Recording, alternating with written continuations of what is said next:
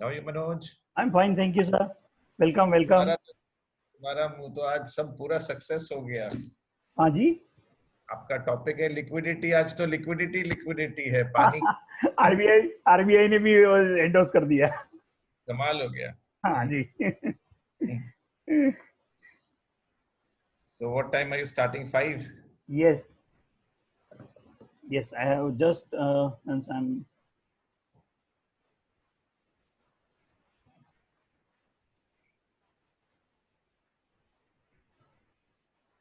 So I'm just starting it.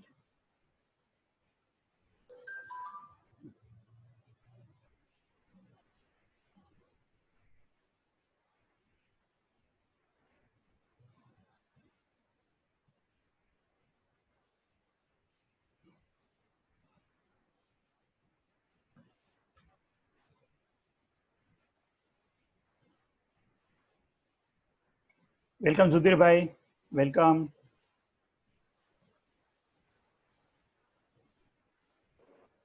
Hello, thank you for My having pleasure, me. sir. Welcome.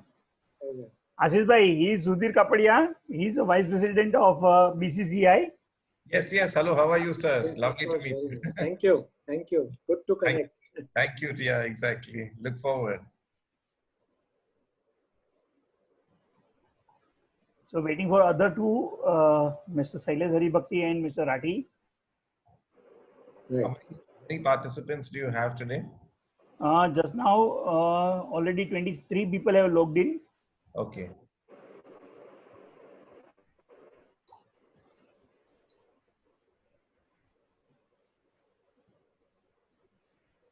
So it is good timely because RBI also announced measures today.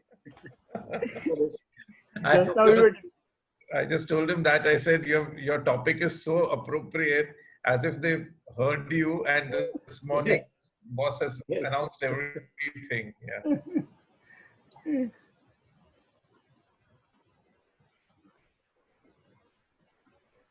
So we have 27 people. I think you'll get about. Right. Yeah, they will come. Not to worry. Yes.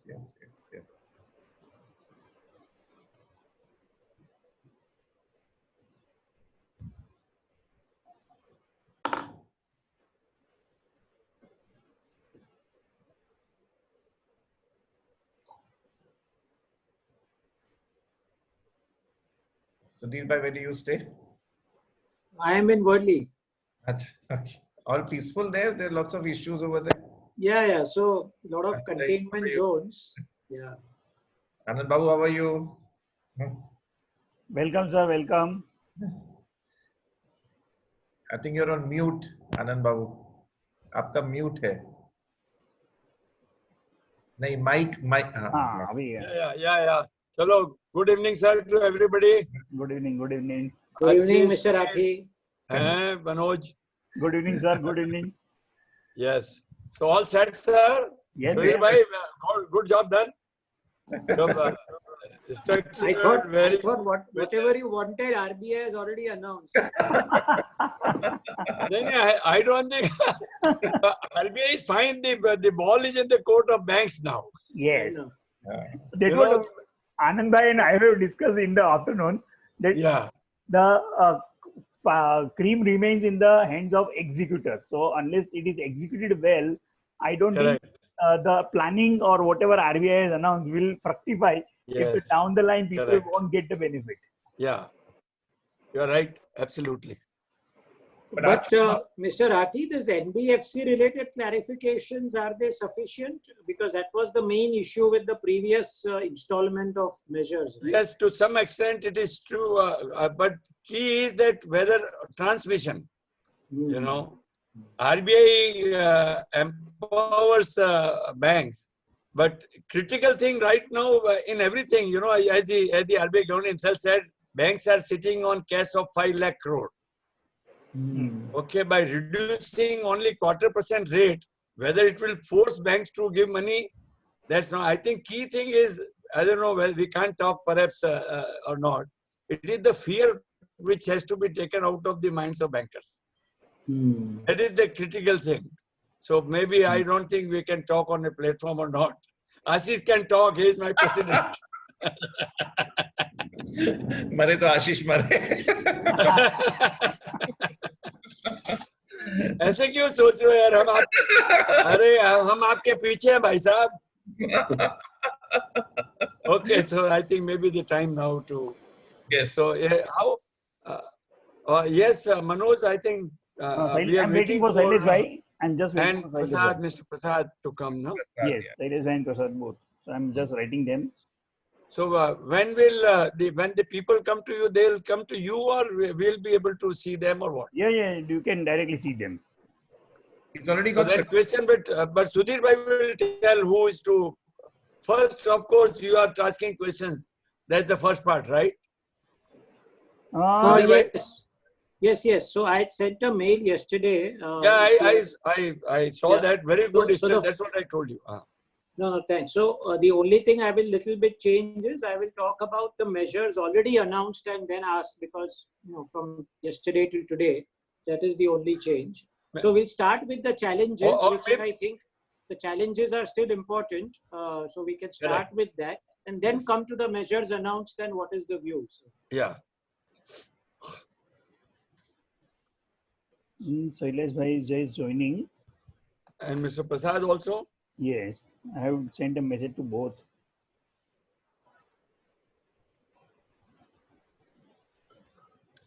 क्या आशीष भाई घर को ही office में convert कर दिया क्या? बिल्कुल. But continuous work. I mean, it's just been crazy in this lockdown of 24 days. Yeah. It started with the PM's address. Amazing. Then it started with the FM address. They started with the RBI governor. Then started with the commerce minister. And then we have the Builders Association, NAREDCO, Mr. Niranjan Hiranandani is our president. He's so active. Every day he has a webinar. So he had Deepak Parekh, Khushru Jijina. Today he had our housing minister, Hardeep Puri. So continuous, I mean, it's non-stop webinar. Shailesh Bhai's phone is there. I think he can't connect, Manoj. Yeah, Shailesh Bhai. Why you got today's mail of Manoj's?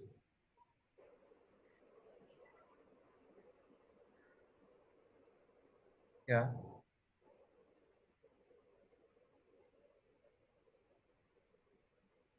No, but when Manoj is trying, he's also he said that he can see that we're trying to get on. So I think it should happen.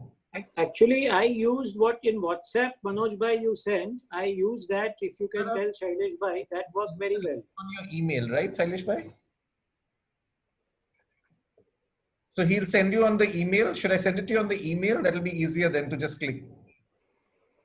Then you can click from there easily. Mr. Prasad is joining. I'm sending you right away. Yeah. Hello. Hello. Yeah, he could not link from the thing, so he wants it on the email. So I'm just sending that, Manoj, to him. Mr. Prasad, I think Good evening. welcome, sir. Good evening. Can you see me and I can? No, I think please put your. I think your video is not working. Seems. No, I have. I'm trying, but. Put on your camera. There's a button there. Yeah, I had been using this. But Mr. Prasad must have been using so many times now. yeah. His big responsibility of giving money to the corporates and everybody, no? Let me come on camera.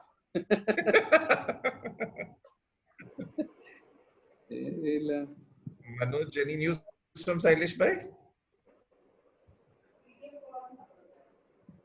अगर mail चली गई तो आ जाएंगे वो ना? Mail भेज.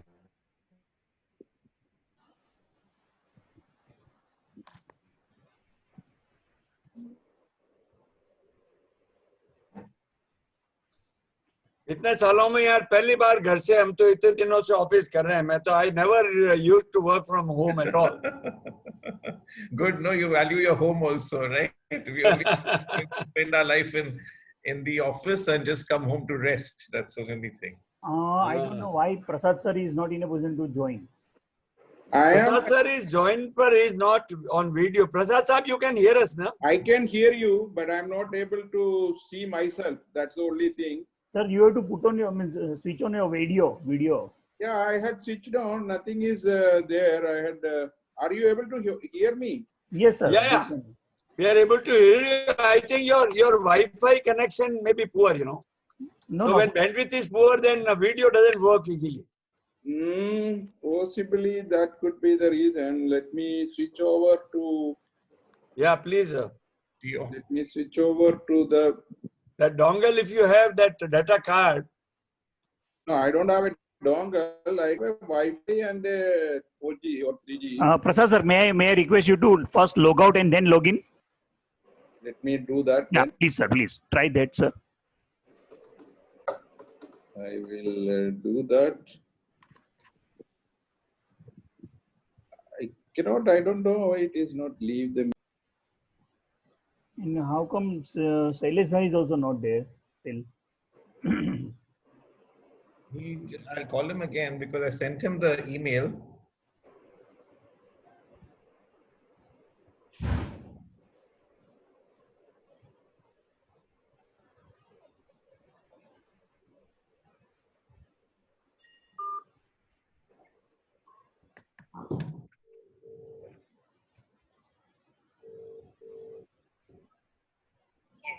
Yeah, and you got the mail, right? Yeah, thank you.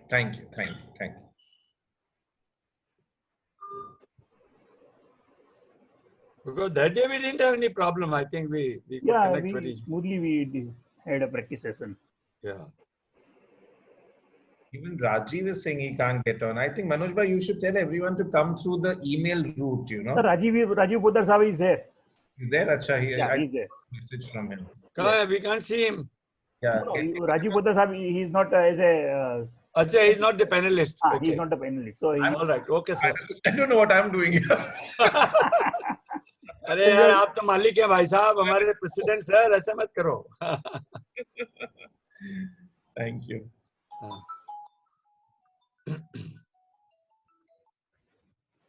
Yes, sir. Peter, I'm just in a video conference. We'll connect later. Could you disconnect and then connect again, sir? Hello. Yes, mail also has been sent. Please, sir.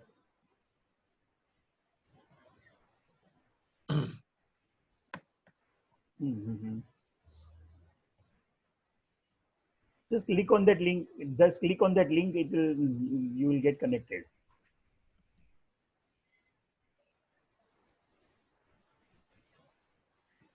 Yeah, today also I have sent it. Thank you. Exactly.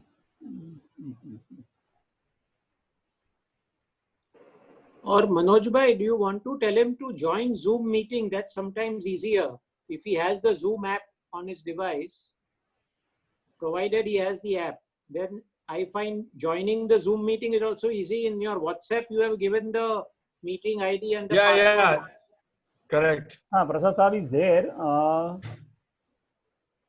He can hear us, but he can't be seen. That's the difficulty. He has a video difficulty. Prasad Sahib.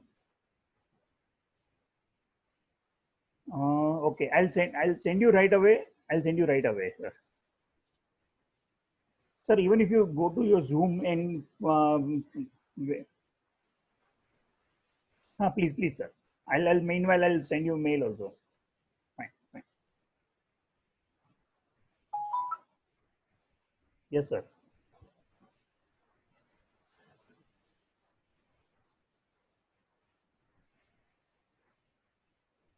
ले लेता हूँ. No. Fine.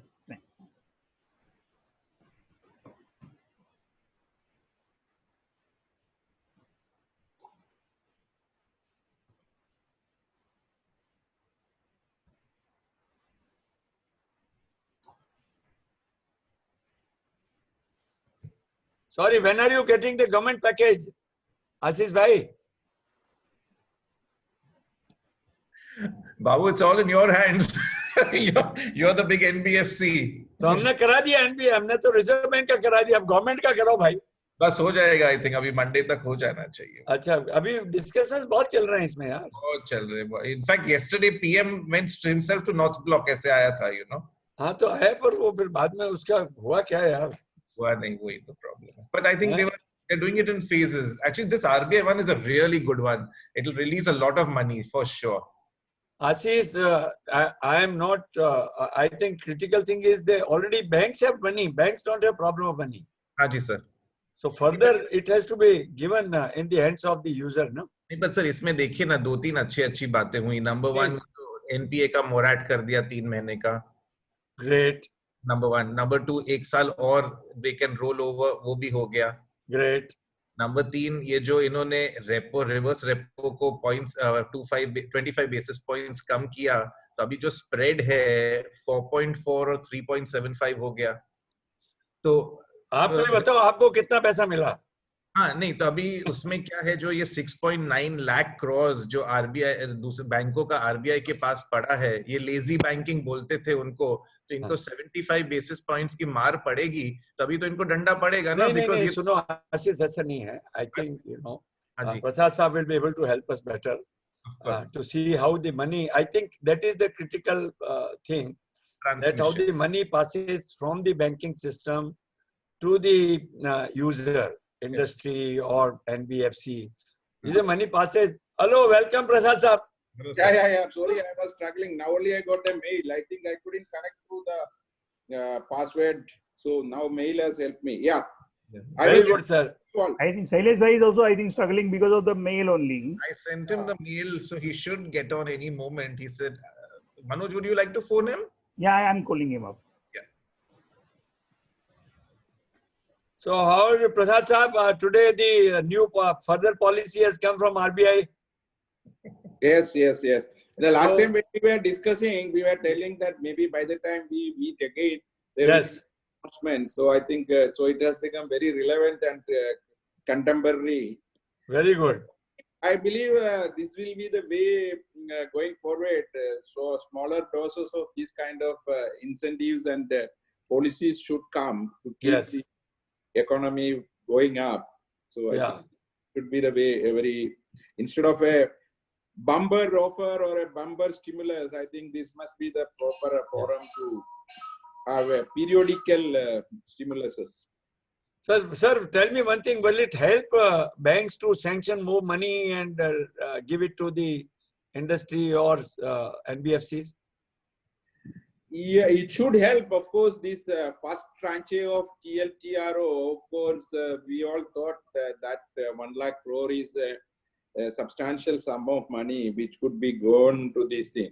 So what exactly has happened was the demand was so huge. Even a bank like mine, I personally got something like 1.75 lakh crore of demand. Oh.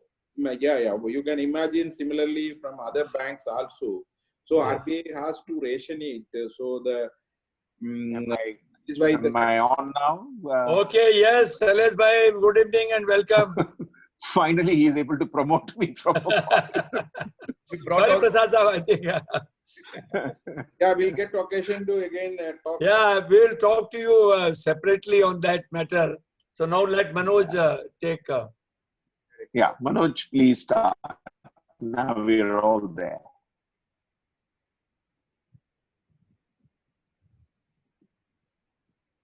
Manoj, you're on mute. You need to start again. Manoj, you're on mute.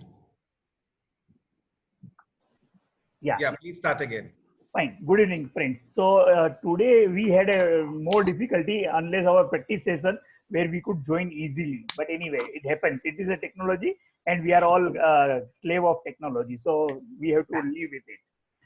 Anyway, I'm just now formal starting. Good evening, friends. Yes, sir. I'm in a video. Can I call it? I'll call it. Yeah.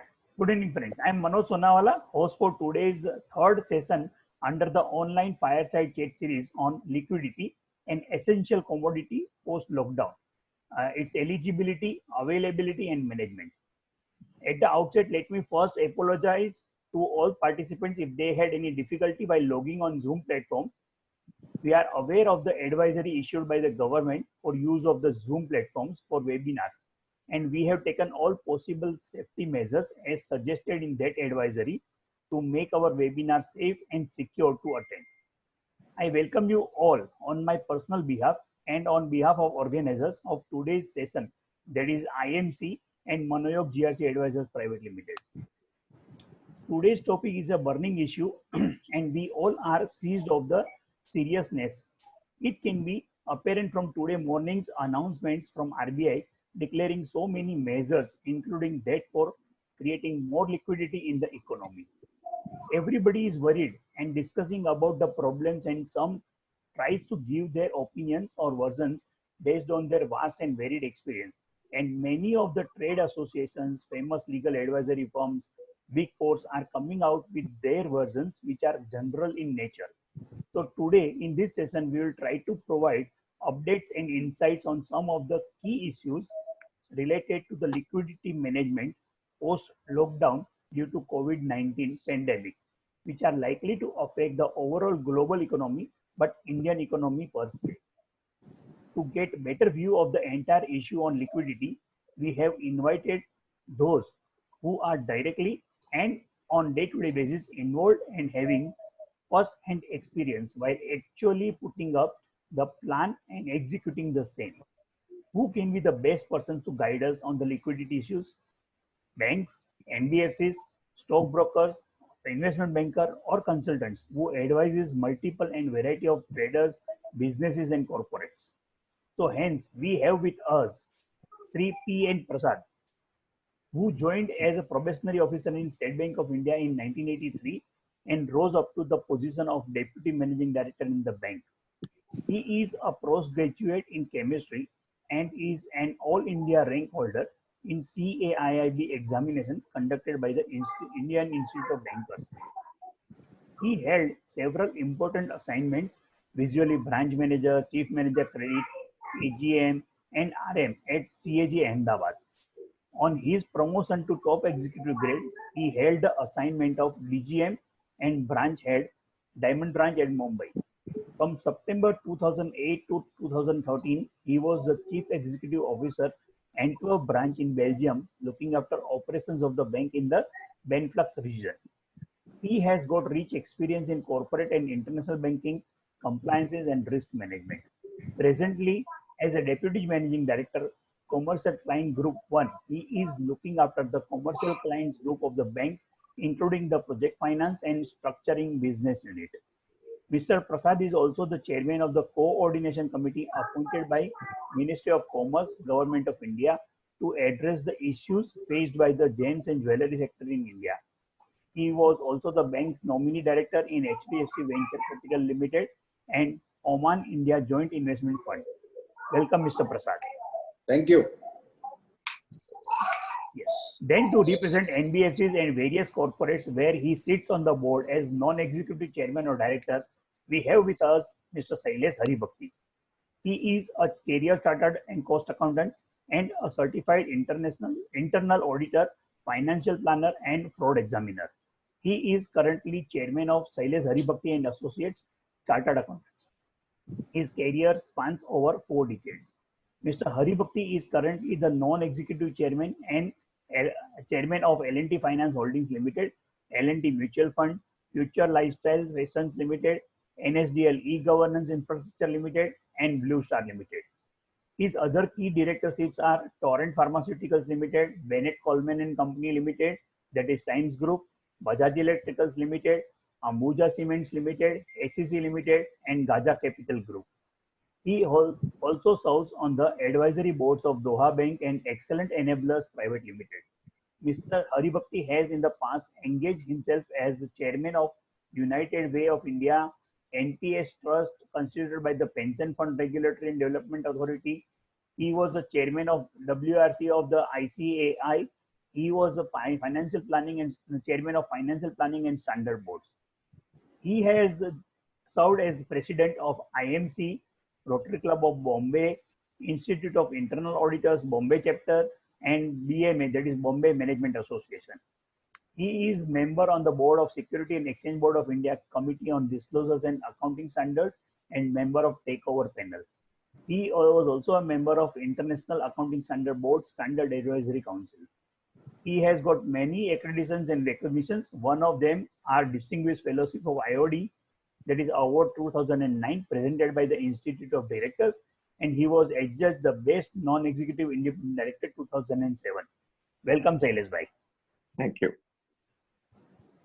To further strengthen this area, we have with us a founder and chairman of one of the India's leading financial service firm offering wealth management, investment banking, corporate finance and advisory, Mr. Anand Rathi.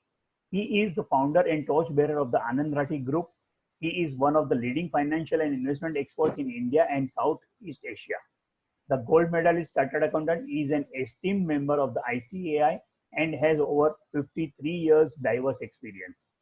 Before establishing his own enterprise, Mr. Rathi had a long and illustrious career as a core member of Birla Group, the business group of legendary late Mr. Aditya Birla. He was the youngest president of Indian Rayon. He was instrumental in shaping the group's cement business and spearheading its foray into diverse businesses in manufacturing and services. In 1999, Mr. Rathi became the president of Bombay Stock Exchange. He was the driving force behind the expansion of Bolt, that is the BSE online trading system. He also set up the Trade Guarantee Fund and played a vital role in setting up the Central Depository Services. Welcome, Mr. Rathi.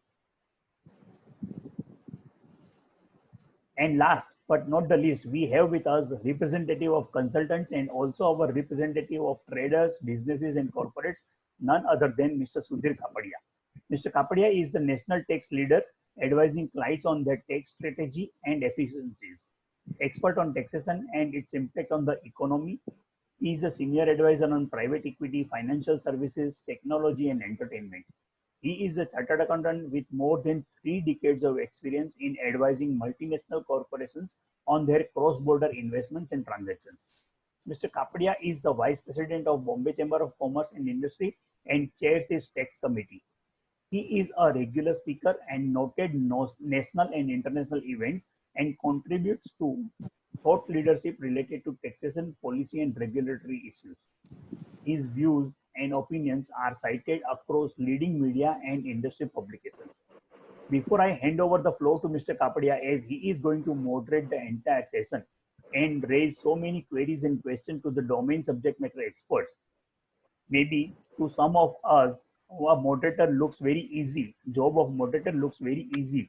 But believe me, job of a moderator is very tactful. He has to get best out of the experts which will be served to us as audiences and for which we have gathered here. Right, Mr. Kapadia? So your job is not going to be only easy to raise questions. Fine. We will start with his, before we go ahead, I have one more honest duty to welcome our president of IMC, Mr. Ashish Vaid, amongst us. He is also a chartered accountant and having his own business of real estate. We will start with his opening remarks and thereafter Mr. Kapadia can take over, please. Over to Mr. Vaid. Thank you, Manoj. I thought I didn't know I was supposed to speak today. I thought I was just an observer, but I'm very happy to give the welcome remarks. And I must say that today is the right day to have had this conference, which is liquidity and essential commodity post lockdown. But I think we've got it pre-lockdown only, within the lockdown. And this morning, I think was a good reason to cheer. Though, of course, as Mr. Rathi and Mr. Hari Bhakti and Mr. Prasad, we were talking before the event, we said that there are issues to it, which I'm sure they will enlighten us about. But of course, I think our government is putting its best foot forward, and so is the RBI governor. And I don't want to come in between the experts, let them do all the talking. I just want to give you a welcome, everybody. And you said, welcome to the floor. There's no floor. We are welcome to the television screen, we have to say. So welcome everybody and all the participants. Thank you for joining, and I'm sure we'll be much nicer once we leave the event. So over to Kapadia, sir. Thank you so much. Thank you, President. Thank you, Manoj Bhai. My job actually will be easy. I know Shailesh Bhai for many years personally. You don't need any better panelists than Mr. Rathi, Mr. Prasad, and Shailesh Bhai. So just to kick off, I thought it would be good to start with a context, and the context being, the subject matter of our discussion. To summarize this, if I may summarize it, it's simply put, liquidity is king. We have seen this, we have heard this from every participant in the business cycle across. Everyone is now, the best quote I came across is from a CFO of a manufacturing company who said, now we are looking at solvency ratios like in an insurance company. And that to me was a revelation that, how a mindset of a manufacturing company is more towards conserving cash and what are its implications. And there are demand side implications of such a conservative stance as well. So we can come to that. So if we can set the context, and if I may request for the panelists' views on what are the problem statements we are talking. We say liquidity is king, yes. So what are the challenges in your experience businesses are facing today in specific terms when we say there is a liquidity issue because of this lockdown which we are necessarily undergoing? So maybe if I can start with you, Mr. Prasad, because you have a ringside view, you have businesses from across the country coming and asking for help. What do you see as the problem statement? Thank you, Mr. Kapadia. I don't know whether it is a right thing to be an opening batsman or not, but we bankers always used to tell whenever it's a good time or a bad time, bankers are always in problem. When it's a good time, we have to go after the customers to ask them, why don't you take some funds? Why don't you take some loans? Use your funds, use your limits. When it's a bad time, it's the same thing. Go back. Why don't you pay back my money? Why don't you pay my interest? I don't know. We are always in this catch-22 situation. I think not a single moment has left us in the last few years. We have been at the receiving end of all kinds of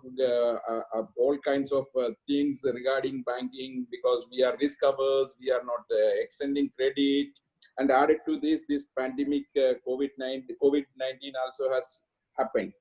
So if you analyze the entire thing, if you look at the entire situation, how it has come out, it's basically a public health problem. If you look at it first, this pandemic has started as a public health problem, but it is beyond a public health problem. It is now it is getting into the economic issues also. That is what we have been seeing it.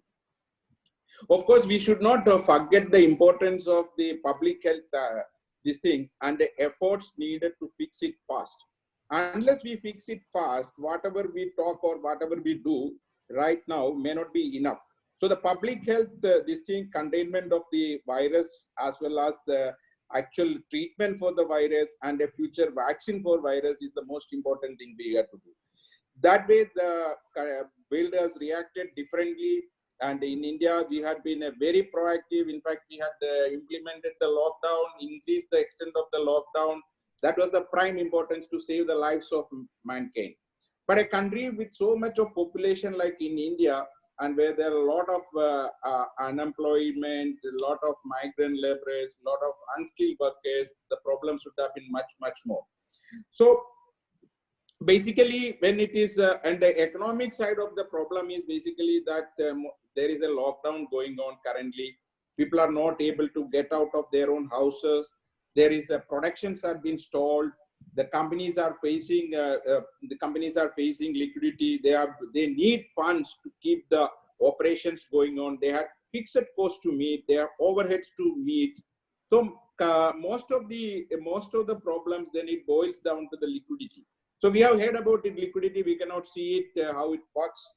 So the liquidity problem basically stems from the fact that most of the units, most of the customers, even individuals need enough cash in store to meet the exigencies.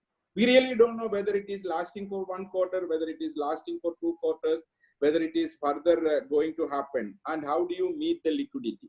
So there is a limitation.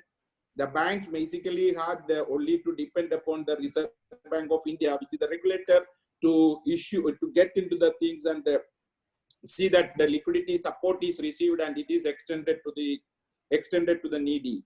Of course, the government stimulus also has come in, because they have announced certain stimuluses by which the unemployed, poor, and all being given certain kind of financial assistance for sustenance. They are also giving some kind of support by way of supply of food materials across the country. They have been doing that. So while in the context of today's evening, we have to look at the liquidity. Basically, the forum we are looking is basically the corporates. So sorry to interrupt, Mr. Prasad, but just for a moment, is it you see this more acute in only the corporates, And within the corporates with large and, how would you, is it more acute with the small and medium? And then let's not forget individuals as well. In your initial experience in the lockdown, do you see stress at the individual level? Maybe just a quick So when we are speaking of the corporates, it's a fact that the problem is more for smaller corporates, especially the MSMEs of this world, who have been struggling to meet these things because their capital strength is very little. Their cash flows are also most of the time very short, so they may not be that. They are the ones who are facing it much more. But doesn't mean that the larger ones are also free from these difficulties. But on the individual side, what we are seeing is especially the semi-skilled and the skilled laborers, they are also facing a lot of problems because many of the customers whom we handle, we have been talking to them, they have been saying that, of course, March salary has been paid, but many of these corporates, yesterday I was speaking to one of the largest retailers in the country. He says 40,000 of my workers are staying at home. I asked, did you pay the salaries? Yes, he said he has paid the salary for the month of March. For the month of April, he doesn't have money to pay. So the retail individuals also are equally affected by that. And many of the companies are already started reducing the payment rate, taking a haircut or 20%, 30% they have been giving. And even airline, I have been told, airline staff have been paid only partly some part of these things. Governments are also cutting down their salaries. They are withholding the salary. They are not paying the full amount of salary. To all these things are also happening. So Mr. Prasad, so it would be apt to say that from a twin balance sheet problem, we are similarly having a twin problem of liquidity with corporates or businesses on the one hand, and possibly households and individuals to a certain extent simultaneously on the other hand. Would that be a fair way of stating the problem? It is the right way of stating the problem. Corporates on one hand, as well as the individuals are facing both the problems. So how do we So how do we bridge how do we bridge this problem is the main question, I think. Basically, I think we'll come to the measures which so far have been announced and what can be done in a moment. But at this stage, if I can go over to you, Shailesh Bhai, I mean, you of course are chairing a prominent NBFC. So one is from that sector point of view, what do you see vis-a-vis what Mr. Prasad said as the liquidity problem? But even beyond the NBFC, from your experience or your observations, anything you would like to add as far as this cash problem is concerned? Sure. Thank you for having me on this extraordinary panel. It was wonderful listening to Mr. Prasad because he gives the full perspective that all of us need and all of us depend on. To me, this is the 4 balance sheet problem. The balance sheets of the government of India have been impaired. The balance sheet of the state governments has been impaired. The balance sheet of all the corporates in India has been impaired. And the balance sheet of each individual has been impaired. And why has this happened? Because we never planned for or anticipated a situation where we will fall off the cliff of doing any business activity. 90% of India has to earn a living by being an entrepreneur. Many of this class of entrepreneurs have to earn a daily wage in order to be able to meet the requirement to simply live and eat the next day. And there are only 18% of India's workforce which actually gets a salary which is credited to their account or which they get in cash every month. So we got into a situation which we had never anticipated before, which is that everybody's cycle has come to a grinding halt. Now let me speak to you purely from the point of view of an NBFC. Ours at LTFH is a AAA rated NBFC. We were addressing the needs of the wholesale community as well as the infrastructure community. Now, what happened suddenly is that rather than being a link in this extraordinarily important chain of credit, we became the most impaired, because from being a non-banking finance company, we for a while were stuck because all our assets had stopped performing, and our liabilities, there was no respite in terms of the obligation to pay on time. Today's package of Reserve Bank of India, therefore, is an extraordinarily good package, because it does three basic things. It opens up the tap for liquidities for NBFCs. There's a very special TLTRO provision for NBFCs, which window can be expanded. And the fortunate thing is that while 50% of that money has been set aside for the somewhat impaired NBFCs, 50% will be available to NBFCs like ours, which are AAA rated. And this window can be expanded by Reserve Bank of India. I think that was very important. Reserve Bank of India has also made it more expensive for banks to keep money with them. So the liquidity that banks were, on account of their safety situation, parking with the Reserve Bank of India, will now be encouraged to be lent out, particularly through the NBFC sector. And the third thing that has happened, which is very critical, is that first time something important has been done on the liability side. Namely, that we will not have to make provisions for the 3-month moratorium that was already announced. And we will not be required to follow the normal way in which provisioning was to be done. This was an absolutely important forbearance that was mandatory if you wanted to keep the link in the credit chain on. We are all aware that internationally, the International Accounting Standards Board has relaxed the application of Standard 9. And therefore, in India, it is very important for us, in a situation where the entire business model of financial services entities has been broken, that we have this kind of forbearance. So this was an absolutely timely, most important, most required input that came in. In addition, there is now an encouragement to keep lending to the sectors of the economy which will open up gradually to get the liquidity cycle back moving. To my mind, liquidity is not keeping the cash in your bank accounts at all. The meaning of liquidity is the confidence that you will be able to churn the cycle, which creates business. And if this cycle, there is confidence in all of us who manage the 4 balance sheets which I talked about. If all of us get confident that I will get money from my customer, then I will make sure that I will pay to my employees and to my suppliers. And that's an important point. Yeah, so on that one, I think you hit the nail on the head, Shailesh bhai, as you said, that confidence. So if I see, and Mr. Prasad was also letting us know that there is enough liquidity, at least with institution like his, and as you rightly said, with today's measures, the liquidity come to Mr. Rathi, and if you could, give your perspective to the very important point which Shailesh bhai ended his comments with, is to say that confidence to borrow. See, money is available, liquidity is available. The question is how risk-averse business has become, and when will they get the confidence to actually offtake that money? I think that is a very critical point. Maybe that perspective from you would be very useful, sir.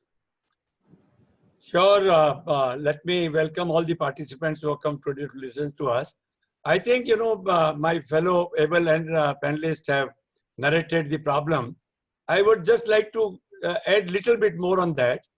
What is the liquidity problem is the difference between cash inflow and cash outflow. I think so long your cash inflow is there and then you can manage your cash outflow. When economic activity comes to a halt, the problem comes that maybe your cash inflow is lesser than what cash outflow is. And that's what is the liquidity problem for whether it is corporate, whether it is industry, whether it is service sector, whether it is NBFC, whether it is. I think the key thing is when cash flow requirement, your outflow requirement is greater than inflow, I think the economic activity comes to a halt, which is what has actually happened.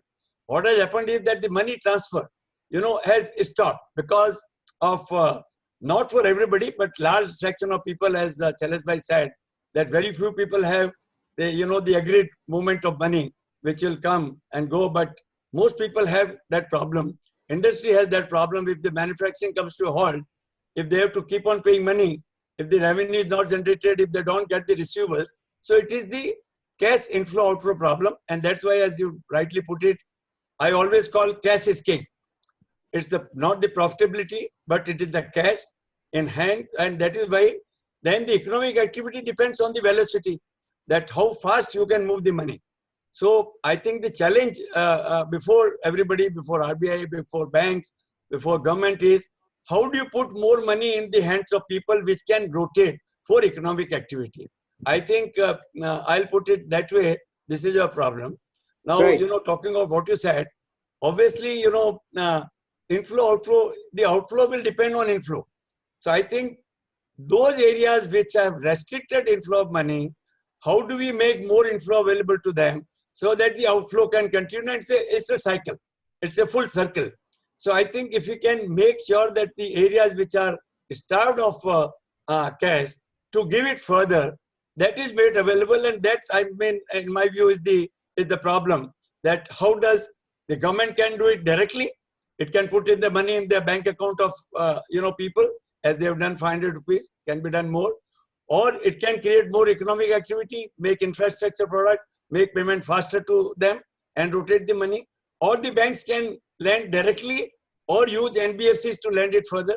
So I think there are various methods, but that is the problem which, my mind, we are looking at. No, absolutely, absolutely. Well said. Let me come back to you, Mr. Prasad. Before the start of the discussion, you were sharing that you find actually from your experience that there is a very good demand for funds from businesses in general, or probably even from individuals. Maybe if you could elaborate on that, because it seems from the discussion so far that it is really, that is the key. I'm not saying that all liquidity problems are resolved, but I think after today's announcements, it is fair to say that the liquidity pipe is only improving. It is certainly better than what it was at the start of the lockdown. I don't think there is any debate on that direction.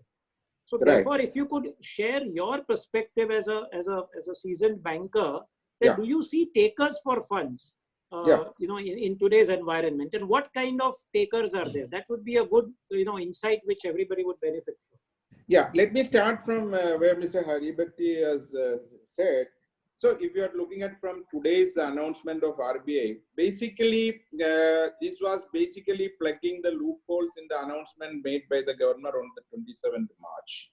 In fact, this was demanded by banks, this was demanded by industry, this was demanded by various industry associations and bodies, saying that there are glaring gaps in the announcements made actual implementation.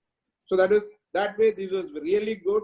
And in fact, I read these announcements today as much more clearer and focused than what the initial announcement is, not to underestimate the earlier announcement. So when this when this problem and lockdown initially started it on 24th, 25th itself, and RBI came out with the announcement within the next 3 days, we as banks, and especially State Bank of India being the leading bank, we immediately realized that there is going to be a problem and there will be a liquidity shortage. And we immediately considered giving every customer which are not an SMA2, which are not in the SMA2 as on 1st March, initially 10% of their fund-based working capital as an emergency loan on very, very lenient terms. We have also instructed all our officers to be very flexible, take very minimal documents and provide this liquidity immediately. 10% of the loan based on the simple DP note delivery letter to a maximum of 200 crores. So after 2.5 weeks, when we review it, a lot of customers had accessed this facility. They can of course access this for up to 30th June. And this is also very finely priced. And also this is payable over a period of 2 years with a 6 months moratorium and repayable in 18 months. So that was the first stage of liquidity infusion banks had done even before the RBI made any announcement. Then came the RBI announcement, and in fact, when the RBI announcement came and when the policy rates were brought down and to infuse more liquidity into the system, and also the TLTRO was announced, the TLTRO of 1 lakh crore was supposedly to pledge and provide liquidity to the investment grade assets in the country. But unfortunately, what happened is that the fourth auction also has happened today. 1 lakh crore must have been completely dispersed by the RBI. But the earlier 3 auctions, the demand was so huge that RBI has to ration whatever is available in the kitty. So it was expected that it will go to mainly the needy clients, not the AAAs of the country, but maybe investment grade A and B or BBB and A and BBB rated customers. Unfortunately, in the first tranche, most of these funds have been consumed by very large corporates. Then came the announcement saying that RBI made the announcement saying that there is a 10% cap on individual group or entities, group and individual entities cannot be given more than 10% of their funds of the TLTRO.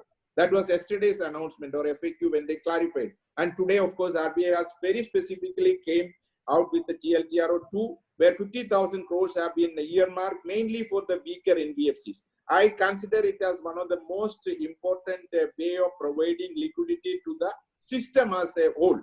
So as Mr. Haribhakti again mentioned, on the NBFC front, we have been finding it extremely difficult because on the asset side, you are restructuring, you are deferring, you are moratorium. On the liability side, there is absolutely nothing was visible till yesterday.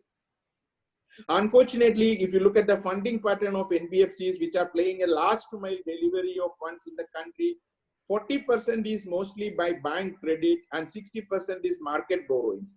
Even today, you have to understand that the market borrowings, the CPs and NCDs, today there is no moratorium. There is no kind of deferment.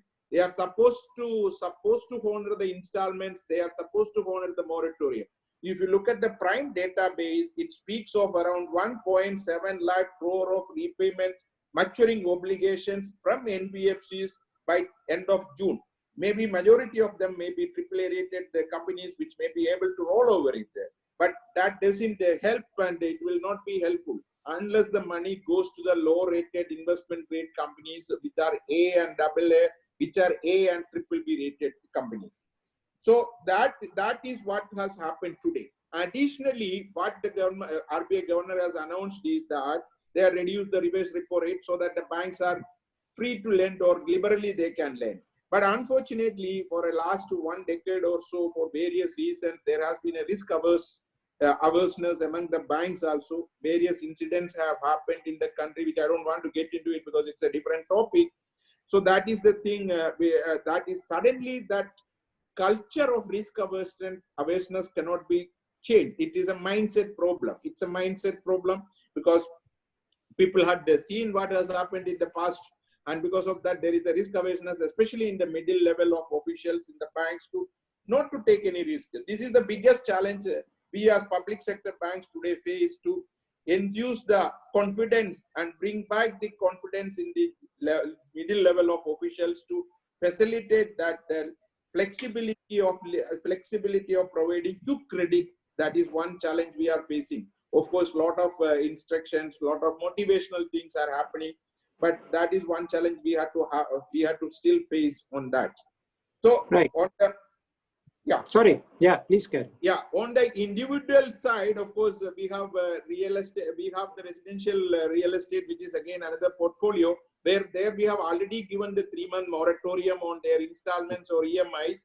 And there has been also a lot of debate whether this 3-month moratorium will only be extending your loan by 3 months at the end of the tenure, or it is beyond 3 months.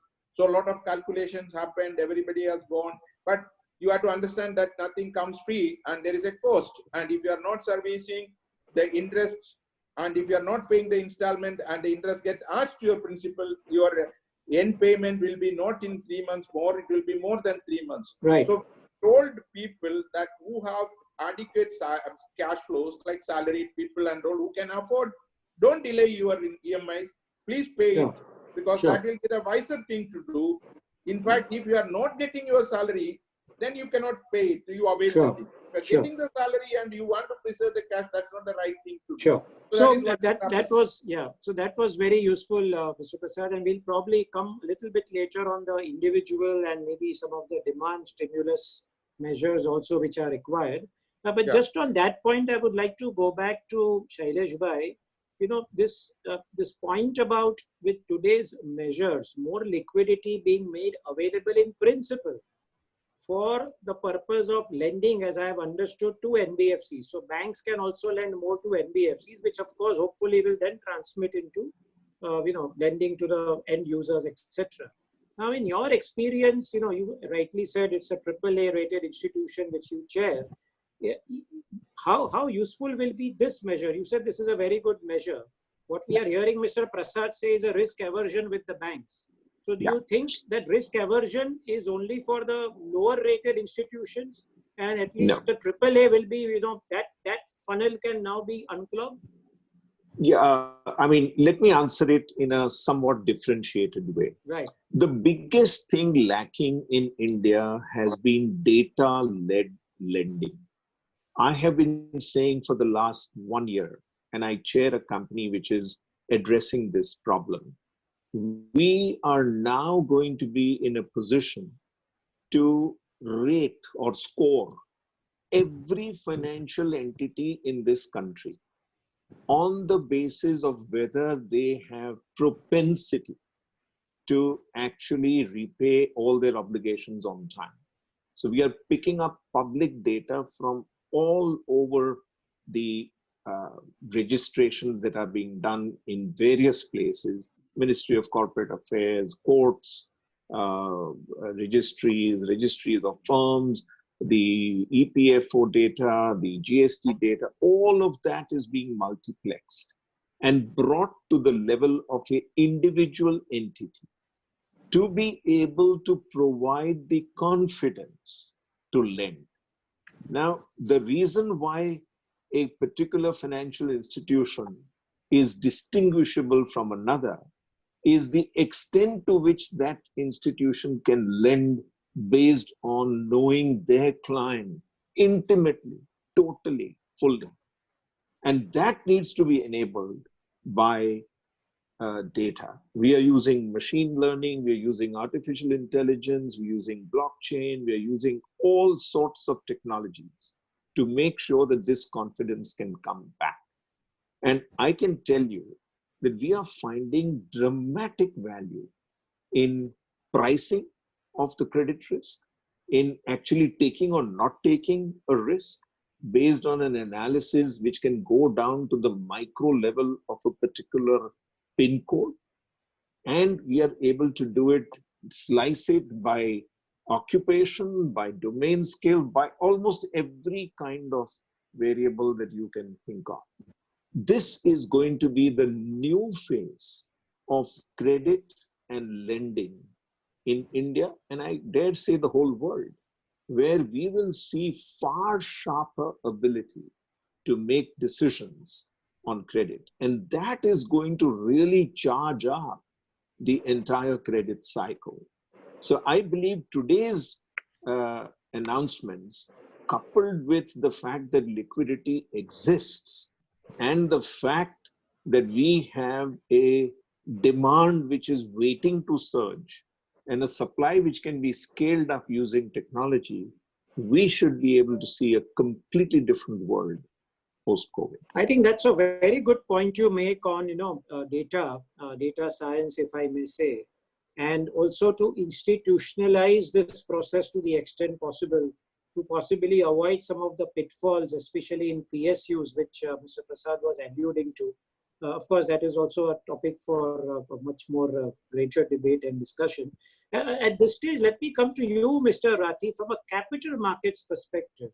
How do you see these announcements? We, of course, saw capital markets reacting largely positively. In 1 week, I think it has kind of shown good vibes, if you may say.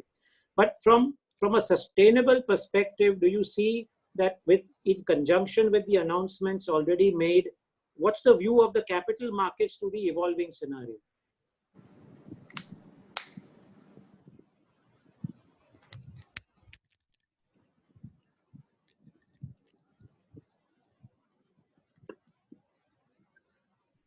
Yeah, sorry, Sudhir. Yes, we really appreciate the announcements which RBI has made today, particularly for NBFCs, mid-sized NBCs, and also refer to the corporate bond market. From capital market angle, what is really very critical is that how does the corporate market, corporate bond market works well, where as Mr. Prasad rightly mentioned that for commercial paper, for corporate bonds. Now, if the good rated companies will be able to roll it over, what happens to the other companies? Here, one more important thing I think Shailesh Bhai mentioned about the credit assessment. I think that's a field which has been obviously improving day by day. So many things are happening. We have credit rating agencies who are doing the credit rating, but we have seen in the past that the rating may be good, cash flow could be different. So I think this is a evolving thing, and I'm glad that Shailesh Bhai is doing a great job on data-led, this thing. But I think critical part is that yes, today's announcements help a lot. I must compliment State Bank, as Mr. Prasad rightly said. They were the first to come out with seeing this liquidity problem coming in and giving 10% on the existing portfolio. That's something great, which I think all other banks need to follow. Because this is where the liquidity the assessment processes have to become fast. Now one fear which I'll mention is that, if credit rating agencies, if they go on the present situation, every balance sheet is going to get affected, okay? And therefore, it's very important that the credit rating itself has to be reviewed. Like you're giving, waiver for 3 months, something has to be done in credit rating, because if for capital market angle, today credit rating is very, very critical. And that is one area where it needs to be addressed by the regulators, by the government.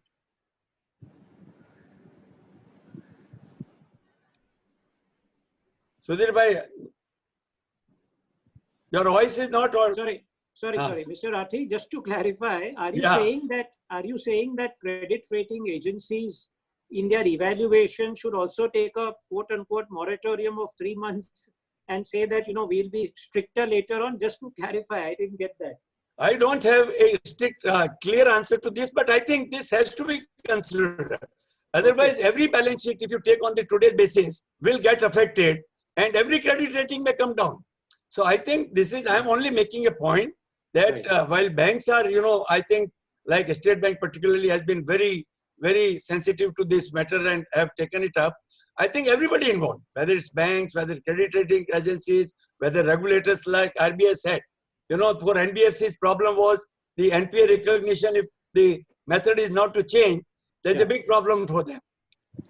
So perhaps what Shailesh Bhai was alluding to, as is done internationally, if we can find an accounting solution where the NPAs itself can be recognized in a more calibrated manner, then I think from a lender's perspective as well as from a credit rating agency's perspective, that may be a better holistic solution, because you are not diluting any of your norms, but you are recognizing the balance sheet as per recognized accounting principles as they prevail in this extraordinary circumstances. Maybe that could be one way to connect all the requirements. That's critically important. I think that's perhaps the most critical. So that announcement of today is very helpful in that. Right. Very helpful. Just one follow-on question to you, Mr. Rathi. You also said, you have run very successful companies and turned around companies in the past. If you were to just hypothetically think that you were running a big business or a plant in anything, the context I will tell you, anecdotally, I have heard different things. There are, when these announcements came, I asked a couple of friends, so will you start production now from April 20? They were in the rural areas, right, outside the... He said, yes, I can start, but where is the demand for my product? I don't know whether there will be enough takers right now. And of course, it depends on which product we are talking of. If it is FMCGs, they are already running well, most of them, and we know that. But I'm talking of industrial products, etc. So your perspective, how do you see this? It's this virtuous cycle or circle. And again, Shailesh Bhai alluded to it earlier, Mr. Prasad alluded to it. who will bell the cat? Who will start with that confidence to say, let the production start? I will find buyers in due course. It's a question of time, even if liquidity is available. Okay, I'll put it this way. Actually, if you look at it that way, the demand side in many products has not stopped. It is continuing while the production is stopped. But not true for every case. Like, cement is not produced, but it's not also in demand because the construction has come to a halt. So I think every industry is a different proposition. But in my view, demand coming will not be a problem once the liquidity is in the hands of the people. I think supply side will be a bigger constant than demand. That's my personal view, that demand will come up once you provide, once the suppose construction starts. Obviously, it will take time, okay? But those things can start, and simultaneously the supply side will not move immediately. They will also take time. So to my mind, it's a question of 2-3 months time within which demand supply would match. But in many cases, consumable things are being used, which the production has come to a halt. So I don't see a problem on demand side at all. Shailesh bhai, let me come to you with this, just going ahead on this train of thought. There has been one critique, if I may say, of government in terms of economic responses is that, including today's announcements, there is a huge focus on the monetary side, which is of course required. Nobody is disputing that. But there is this heightened expectation of a so-called fiscal stimulus. And that, as we know, really speaking to the demand side. In other words, yes, supply side is taken care of, partial lockdown lifting is happening, enablement, fantastic measures are being announced, supply will start, liquidity will start. Again, are there specific measures, what I would call for urban demand? Nobody is disputing that the first priority was the poor and marginalized, absolutely bang on. That has at least started, that can be enhanced. But the demand stimulus at the individual level in the economy, how critical is that, and to what extent fiscal stimulus should take care of that according to you? So we had, through the Indian Merchants Chamber, created a 9-point program, right, which we have presented before the government of right. India. And one of the important key elements of that program is the establishment of a fund which would take care of 5 needs of Indian industry to stimulate both the demand and the supply impulses that Anand Bhai very correctly pointed out. One is, it should be a repository of technology and research so that that becomes accessible in the new world that we are about to see. Both equity and debt resources should become available from this platform, in order that, rather than impairing the balance sheet of only Government of India, if we can create a fund, maybe we may call it a National Renewal Fund or a National MSME Support Fund, or some fund which will signify that not only the Government of India, but multiple sovereigns will contribute to it, and make sure that there are global governance practices which will enable technology to flow, enable research to flow, debt to flow, resources to flow, and collaborations to flow. Because the big thing that will be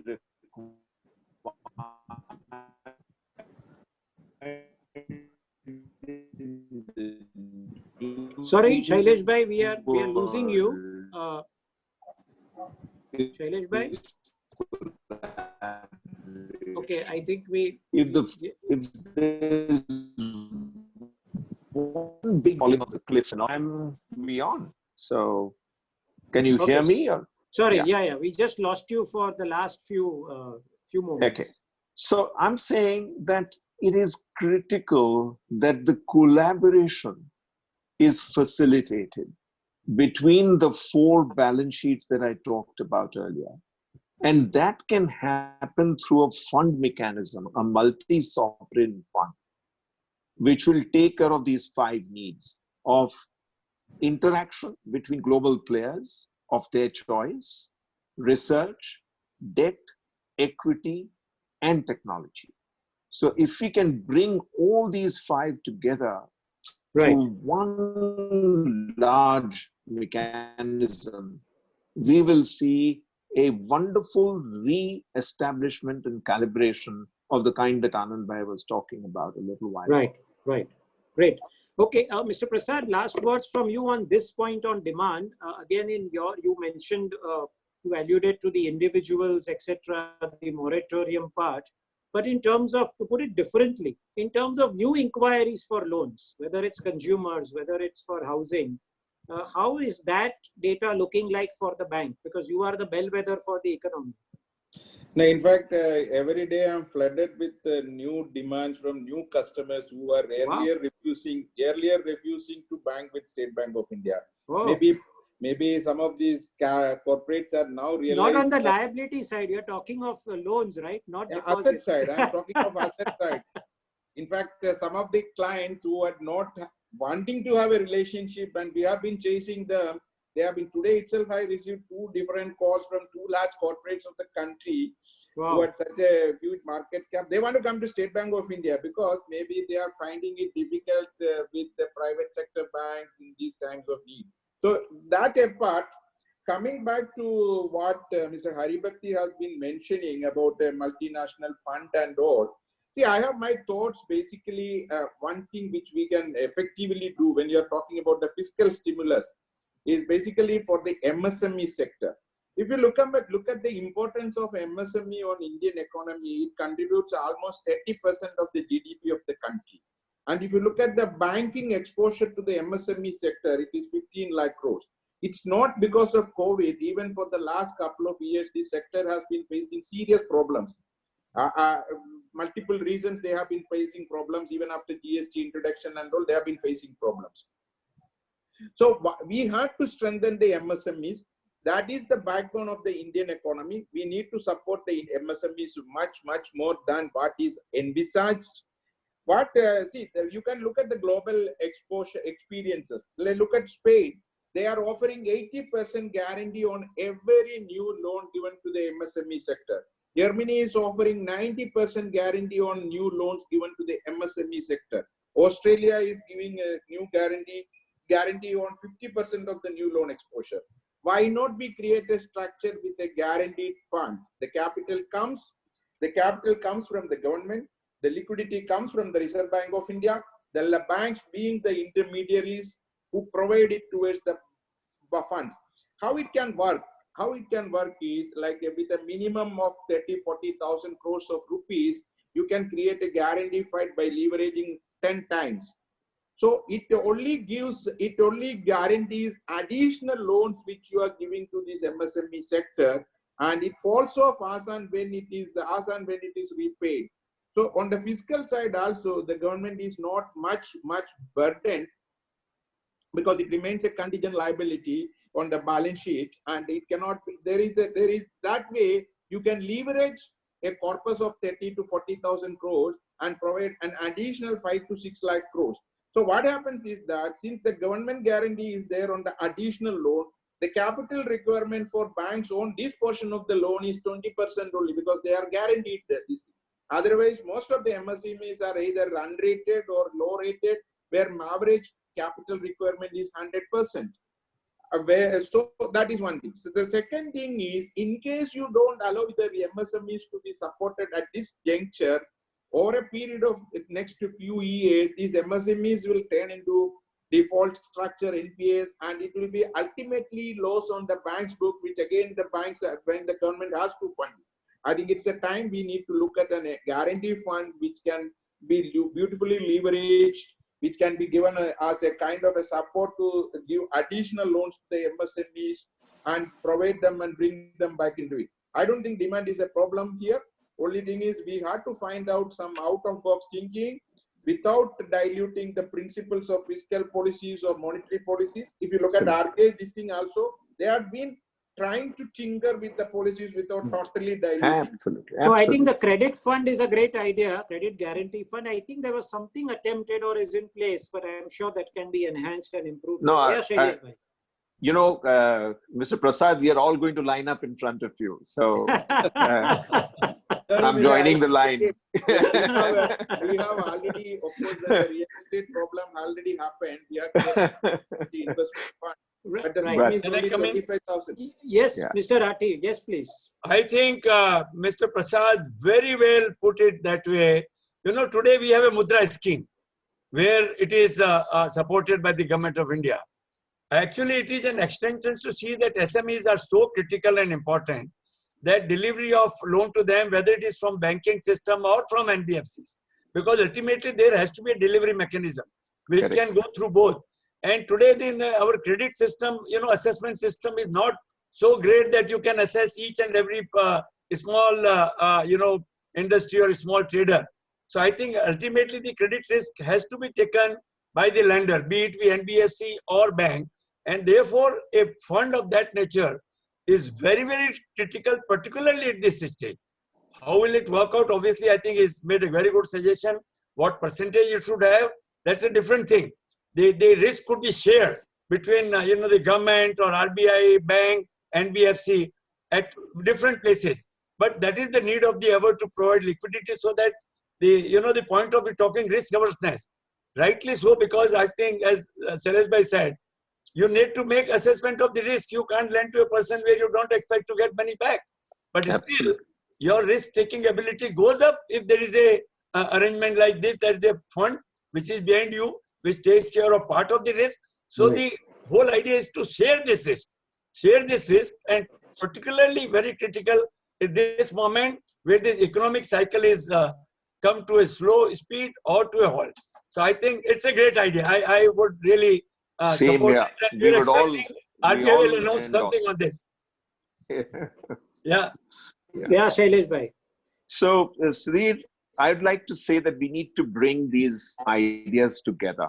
We need to bring the idea of providing large dollops of resources to Indian industry to actually transfer to a new state of highly scaled up global kind of management. Because I know for a fact that India is going to become the center of attention in terms of manufacturing. So we will need to bring in technologies like augmented manufacturing and IoT and sensor-based devices and all of that in order for us to actually become the manufacturing hub of the world. And there, Mr. Prasad's idea is phenomenal. If we have multi-sovereign funds which first spread the risk, and then we have credit enhancement or credit guarantee, which enhances the resources available and gives much greater confidence for the lending, we would have a true making of a completely new global reputation for the country. And so we all support the fact that we need people to come together, collaborate, come together for money, come together for credit enhancement, and for technology and for research. So all of this, if they work together, I think we can have a tremendous advantage. Right. And Shailesh Bhai, you also wanted to share some couple of good news stories or inspiring stories for our participants in these challenging times. So maybe I can ask you to conclude on that front. Okay. So two great stories. One is the story of a pure digital, born digital company. So because this lockdown happened, they decided to do even more thoroughgoing innovation in the meantime. So they broke themselves up into 4 groups. It's a small company with 20 people. Two or three of them are PhDs, some of them are data science guys, and some of them are software guys and all of that. So they broke themselves up into these 5 groups and created an absolutely new paradigm where now they don't need to write any software whatsoever. Once they make the parameterized definition of what needs to be done, the software gets automatically written. I didn't realize that things have moved to a paradigm where we are now no longer required to actually write the instructions of what needs to be done. But these people have accomplished this. Just imagine the power of being able to specify what you want and then the software gets written. It is just incredible. This company got, during the lockdown, the largest mandate it had ever imagined and has started work on it. I saw the proof of concept, and it is such an alluring kind of dashboard, which just blew my mind away. So I thought this is a tremendous story. During lockdown, all of this has happened. And you had a second one? You said there were two. Yeah, so the second one is the story of how do you rewrite the getting ready phase after COVID. So rather than thinking only of liquidity conservation, this set of companies decided that let us look at who can be our most powerful distribution supporters. So they are going all around the country to make sure that the best in class, which will support them when the demand comes up. They're confident that the demand will come up, as Anand Bhai rightly put it. But in order to be ready for it, you need to be sure that you have the partners on the ground.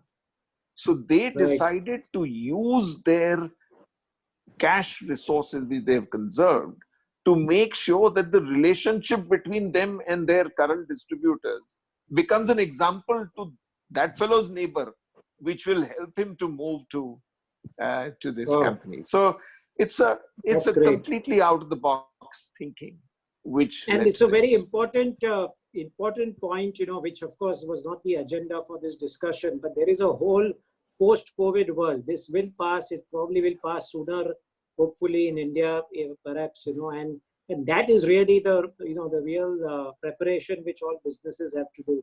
Manoj Bhai, at this stage, if there are any questions which we need to take, just conscious that we have about 5-10 minutes left.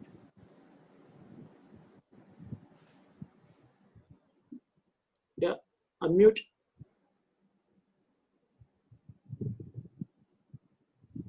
Manoj Bhai, unmute, please.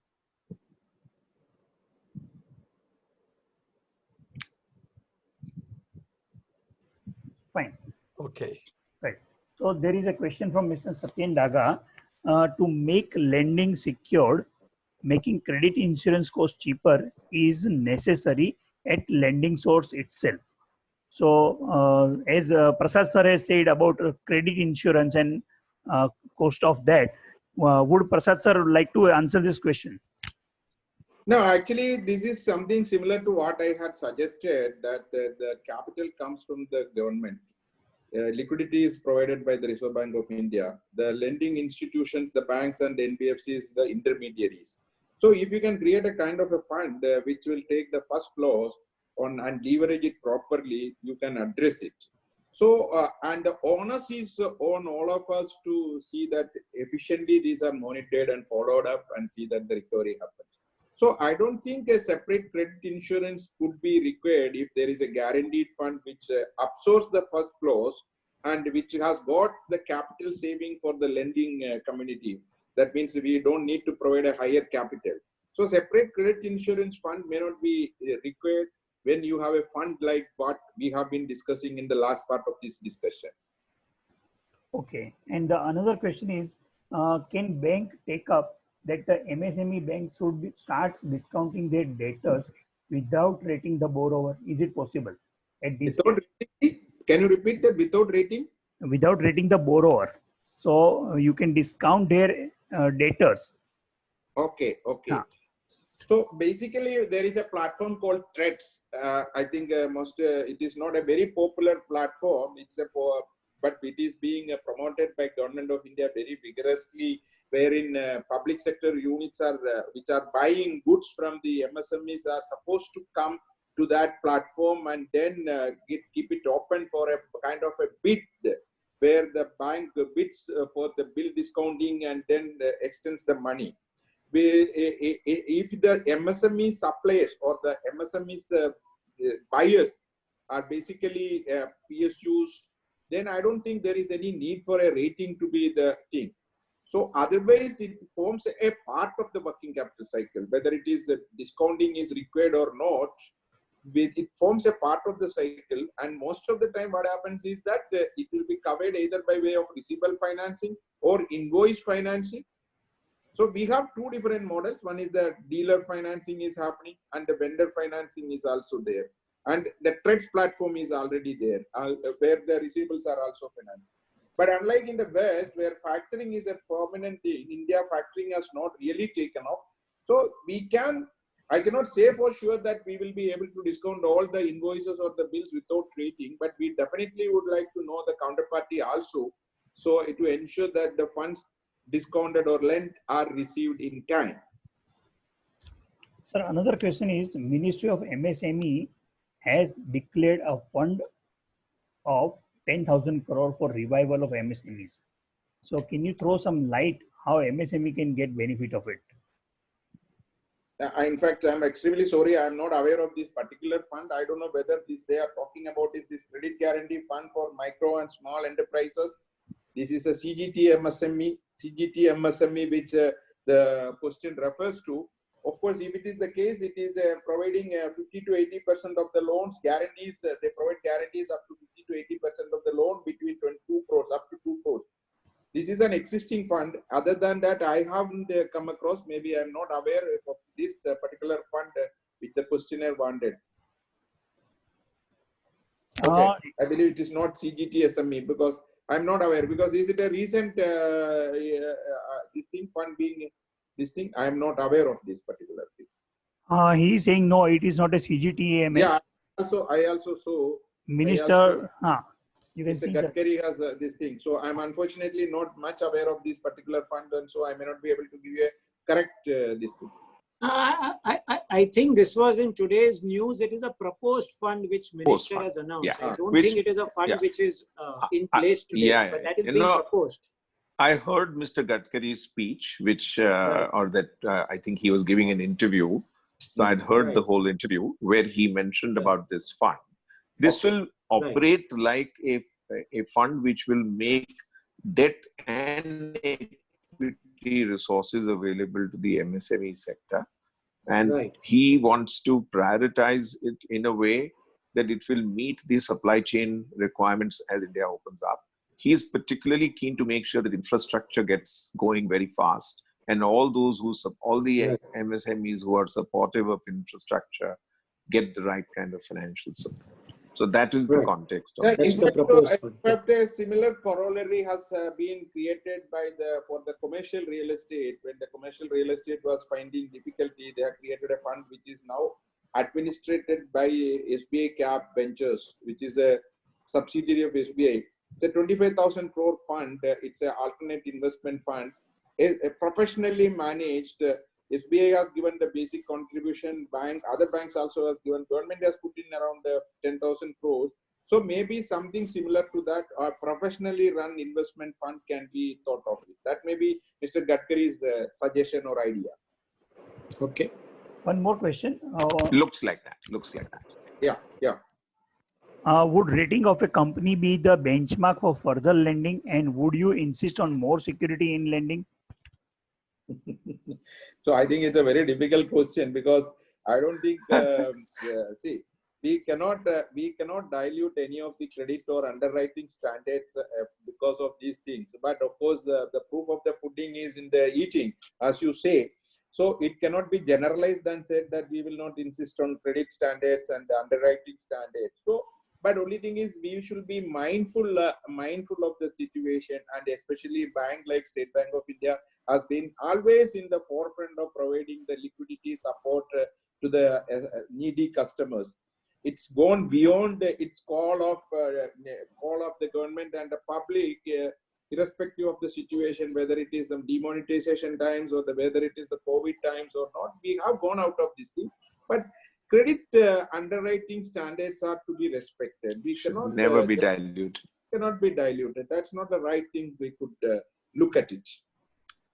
Creates huge moral hazard, and I would like to publicly say that no moral hazard should be created in particularly these times. Correct. if you look at the RBI governor's tone of these things, he have been only trying to do within the framework. He could have diluted and said that 90 days, instead of 90 days, I classify accounts 180 days, or I will give a 1 year holiday. But he didn't do that. So we had to respect, we had to protect the principles which we have built up over decades. We should not dilute those things.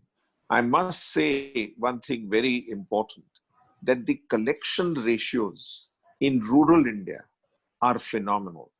One of the things that I believe we need to focus our mind and attention on is rural credit and rural financing. That is somewhere where if we continue the credit discipline in the formal sector and the manner in which they have really risen to the occasion of meeting their obligations on time, that's one area where we can do a whole lot of scale up in credit delivery.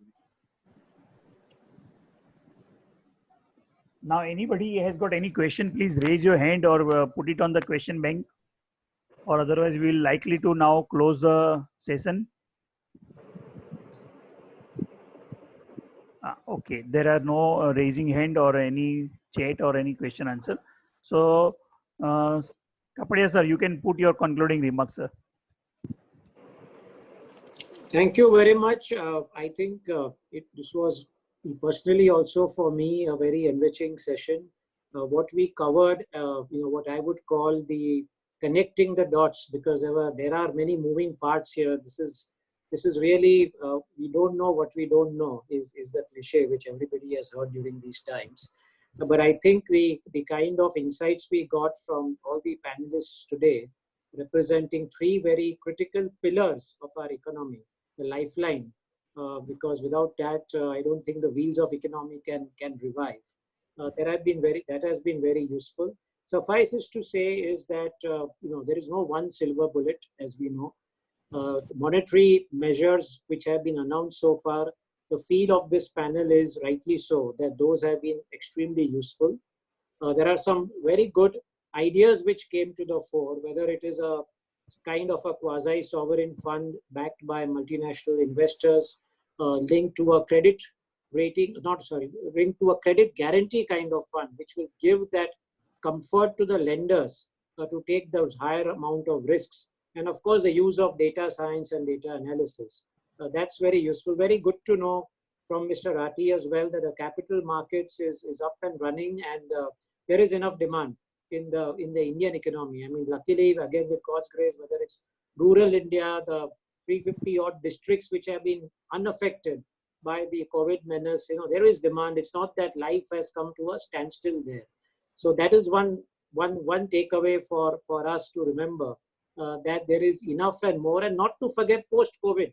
This has to pass. It's a question of time. It's not a question of whether, it is a question of when this will pass. And preparedness for that purpose with a dash of cautious optimism is in order, is my takeaway, at least from this discussion.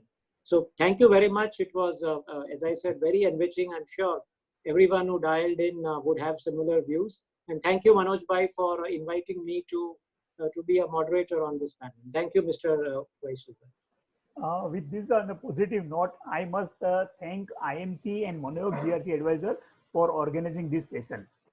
Thank you, panelists and moderator, for sparing your valuable time and enlightening us by sharing your vision and your varied and valuable experience. The words of advice or caution you have uttered are noted by us and will try to act upon the same 100%. Thank you all the participants for attending in large number and making this webinar successful. Now, I take this opportunity to specially thank President IMC, Mr. Ashish Vaid, for his encouragement and guidance and suggesting name of Mr. Anand Rathi. I must also thank Mr. Rajiv Podar, Vice President IMC, for his support and cooperation. He was instrumental through Mr. Sandeep Kakkar of Citibank to reach out to Mr. Prasad and convince him for sharing his experiences. I must also thank CA Dhinal Shah from Ahmedabad and CA Jigar Parikh, both my friends from EY, for getting connected with today's moderator and my Vice President at BCCI, Mr. Sudhir Kapadia. Thank you. So Sudhir bhai, you know now from where I came through. I especially thank my mentor, philosopher and guide, Mr. Sailesh Haribhakti, who gave me idea of today's burning topic.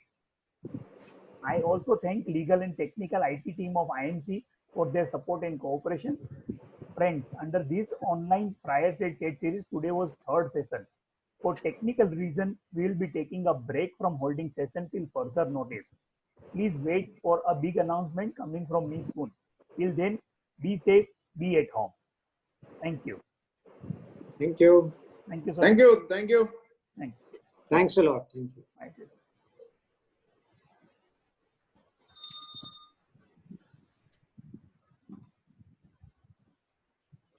Thank you, sir. Thank you. Thank you. Thank you. Thank you.